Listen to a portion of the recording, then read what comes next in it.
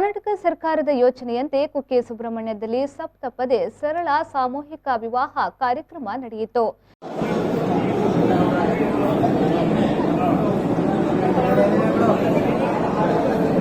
ಆದಿಸುಬ್ರಹ್ಮಣ್ಯ ಕಲ್ಯಾಣ ಮಂಟಪದಲ್ಲಿ ನಡೆದ ವಿವಾಹ ಕಾರ್ಯಕ್ರಮದಲ್ಲಿ 5 ಜೋಡಿಗಳು ಸಪ್ತಪದಿ ತುಳಿದರು. ವಿಶೇಷವಾಗಿ ಗಣ ಹವನ ನಡೆಸಲಾಯಿತು. ಬಳಿಕ ಪುರೋಹಿತ ಮಂತ್ರಘೋಷದೊಂದಿಗೆ ಜೋಡಿಗಳ ಧಾರಾ ಕಾರ್ಯಕ್ರಮ ನಡೆಯಿತು.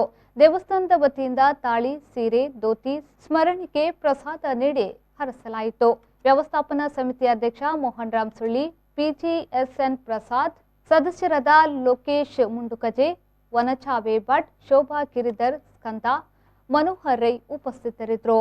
ದೇವಸ್ಥಾನದ ಮುಖ್ಯ ಕಾರ್ಯನಿರ್ವಹಣಾಧಿಕಾರಿ ಡಾಕ್ಟರ್ ನಿಂಗಯ್ಯ, ಸಹಾಯಕ ಕಾರ್ಯನಿರ್ವಹಣಾಧಿಕಾರಿ ಪುಷ್ಪಲತಾ, ದೇವಸ್ಥಾನದ ಸಿಬ್ಬಂದಿಗಳು, ದಂಪತಿಗಳ ಪೋಷಕರು, ಬಂಧುಗಳು ಉಪಸ್ಥಿತರಿದ್ದರು. ಮೈಸೂರಿನ ಕಾರಯ್ಯ ಮತ್ತು ರಶ್ಮಿತಾ ಹಾಗೂ ಮಂಜೇಗೌಡ ಮತ್ತು ಪಾಕ್ಯ, ಕಡಪದ ಜಗದೀಶ್ ಮತ್ತು ಕಮಲ, ಕಾರ್ಕಳದ ಪ್ರದೀಪ್ ಮತ್ತು ಅಶ್ವಿನಿ, ಸೋಮವಾರಪೇಟೆಯ ಮೋನಪ್ಪ ಮತ್ತು ಬೆಳ್ಳಾರಿಯ ಶಾಂತಲಾ ವಿವಾಹವಾದರು. ದಿವಾಕರ್ ಎಂ, ವಿ4 ನ್ಯೂಸ್, ಕಡಪ.